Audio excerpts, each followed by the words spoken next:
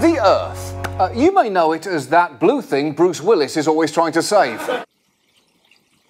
This video is going to be about climate change. And I know.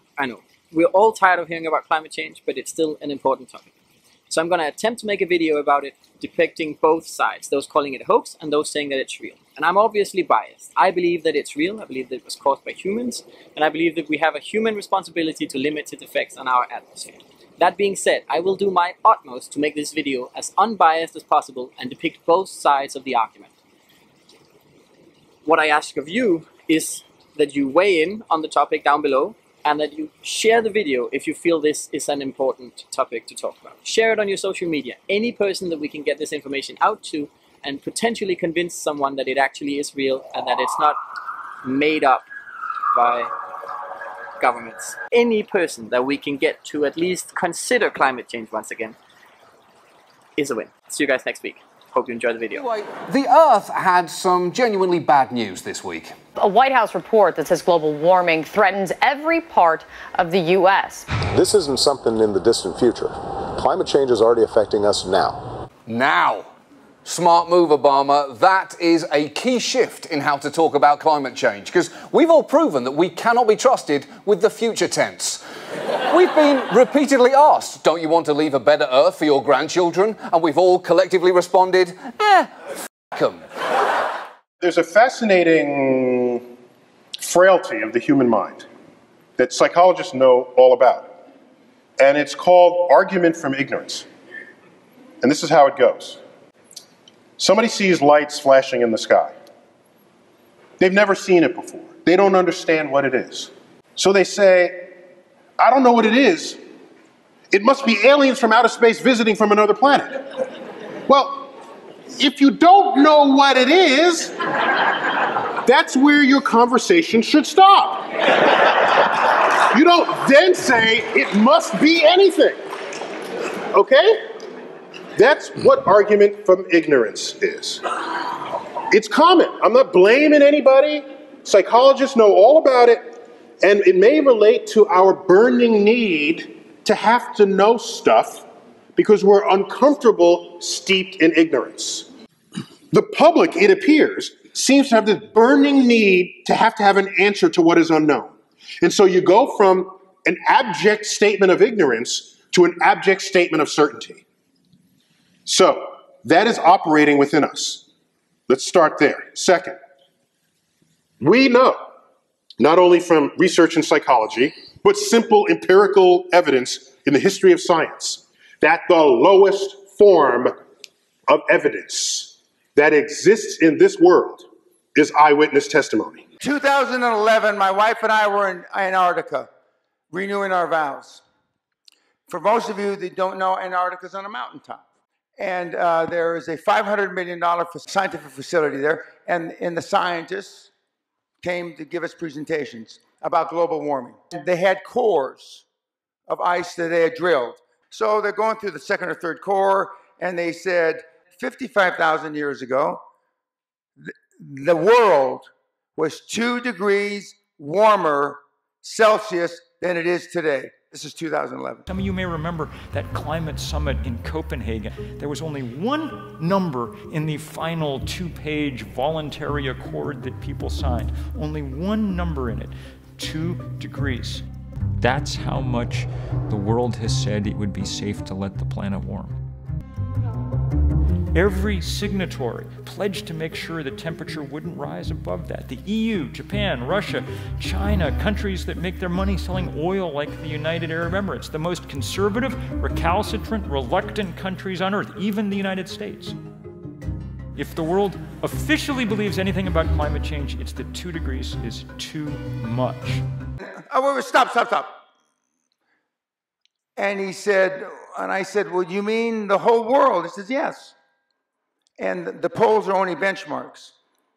And I said, well, what about the things the young woman alluded to? This technique of saying, what about, is actually an old Soviet propaganda tool. And the reason it is dangerous is because it implies that all actions, regardless of context, share a moral equivalency. And since nobody is perfect, all criticism is hypocritical and everybody should do whatever they want. It is a depressingly effective tool. And although the gas may have exacerbated it, in the cosmos of time, it's not a fart in the wind.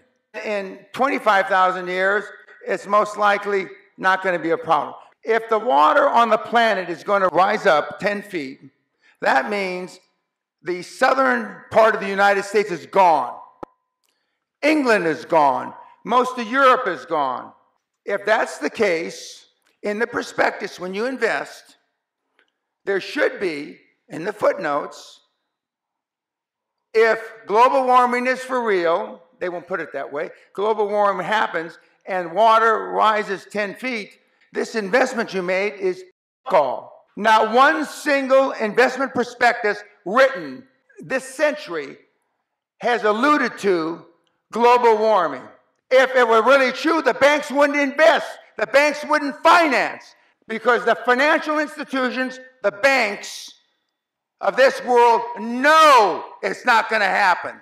The global warming hoax will continue, and it's going to take a lot of people to convince America, the United States, that it is a hoax and that every dollar that has been spent is a dollar flushed down the toilet, which has lowered the standard of living for the people who actually need the money the most.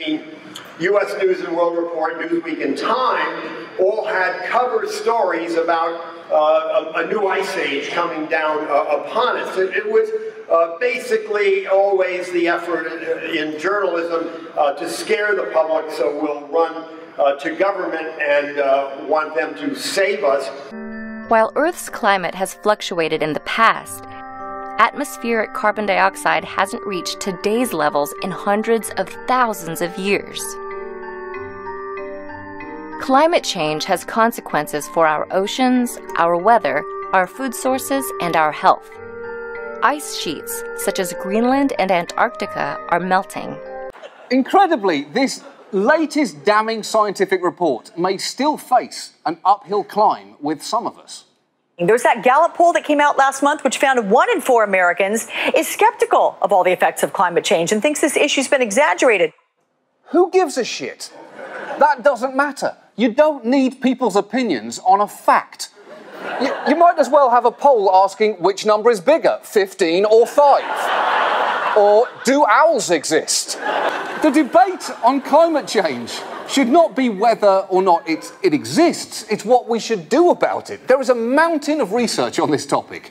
Global temperatures are rising, heat waves are becoming more common, sea surface temperatures are also rising, glaciers are melting. A survey of thousands of scientific papers that took a position on climate change found that 97% endorsed the position that humans are causing global warming. And I think I know why people still think this issue is open to debate, because on TV, it is. Bill Nye and Marsha Blackburn, welcome both of you to Meet the Press. Bill Nye joins us now, along with climate change skeptic Mark Morana. Joining me now to go head-to-head, Bill Nye, science educator and CEO of the Planetary Society. In the crossfire, Bill Nye, the science guy. Bill Nye, the science guy who believes in man-made global warming. Yeah, that's right. More often than not, it's Bill Nye, the science guy, versus some dude. We hear it so much that it feels like a buzzword, but it is far from it. Climate change is a real and serious issue. But isn't the climate always changing? What exactly is climate change, and why should we care? Well, the Earth's climate has changed throughout history. Most of these slight changes are caused by small variations in the Earth's orbit. But climate change as we know it today is characterized by an abrupt increase in the Earth's temperature. It is estimated to have gotten 1.2 to 1.4 degrees Fahrenheit warmer in just the last century. The main cause is a phenomenon known as the greenhouse effect. I mean, there just is no evidence whatsoever. We can double the amount of carbon dioxide in the air. It will have no effect. I don't think we can even measure the impact of carbon dioxide, but I know right now any increases will have no effect. Gases in the atmosphere, such as water vapor, carbon dioxide, methane, nitrous oxide, and chlorofluorocarbons, let the sun's light in, but keep some of the heat from escaping. Human activities, like the burning of fossil fuels, have increased the amount of CO2 in the atmosphere by more than 1/3 since the Industrial Revolution. While the rapid rate of climate change is caused by humans, humans are also the ones who can combat it. If we work to replace fossil fuels with renewable energy sources like solar and wind, which don't produce greenhouse gas emissions, we might still be able to prevent some of the worst effects of climate change. The worst case scenario for where climate and the environment might go in this century is there's good indication from past records that the Earth might restabilize at a slightly higher temperature, 5 degrees Celsius warmer than now, and then level off again. One problem with that is the carrying capacity for humans in that world is about 1 billion, 1.5 billion people. In other words, the difference, 6 or 7 billion at that point, would be killing each other off over vanishing resources because of drought and rising sea levels and so on. So that's a future which we can see right now in Darfur. Basically, drought is war. That's how it plays out. It's resource wars, it's chaos wars, it's environmentally failed states. It's a really ugly world. 10 out of the last 13 years were the warmest on record. 97% of climate scientists agree that this new tendency is not caused by the variations of the Earth's orbit, but rather very likely caused by human activities. That means you and me. The composition of greenhouse gases traps heat radiated from the sun. The more heat they trap, the warmer our planet gets. I believe that against ignorance, we have education. Against the threats on the planet, science.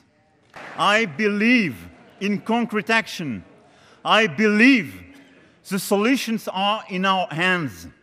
I believe in building a better future for our children, which requires offering them a planet that is still habitable in 25 years. Some people think that securing current industries and their jobs is more urgent than transforming our economies to meet the global challenge of climate change. I hear these concerns. But we must find a smooth transition to a low-carbon economy. Because what is the meaning of our life, really, if we work and live destroying the planet while sacrificing the future of our children? What is the meaning of our life if our decision, our conscious decision, is to reduce the opportunities for our children or grandchildren? By polluting the oceans, not mitigating CO2 emissions, and destroying our biodiversity, we are killing our planet. Let us face it. There is no planet B. We have to work together. With business leaders and local communities, let us work together in order to make our planet great again and create new jobs and new opportunities while safeguarding our Earth. And I am sure one day the United States will come back and join the Paris Agreement. Although its consequences can be planet-threatening, scientists still believe there are things we can do on a personal level to help. Recycle and reuse things. Walk or use public transportation to get to work. Turn off your electronics when you're not using them. Eat less meat. Eat more locally grown vegetables and foods. And last but not least, spread your knowledge and concerns about climate change with others. The main takeaway is that it's real. And although we are part of the cause, we can also be part of the solution. That's going to be it for this video, guys. Thank you so very much for watching. Again, share it. If you liked what you saw in this video, please share it. And if you like the channel, then subscribe. I do my best to take big concepts. It's not always as big as climate change, I promise. Usually it's very interesting and fun. But I do my best to boil it all down, get the gist of both sides, and then I give you guys my opinion. But yeah, it's going to be it for this video, guys. I'll see you guys next week. Take care. Capitalizing on this global warming hype.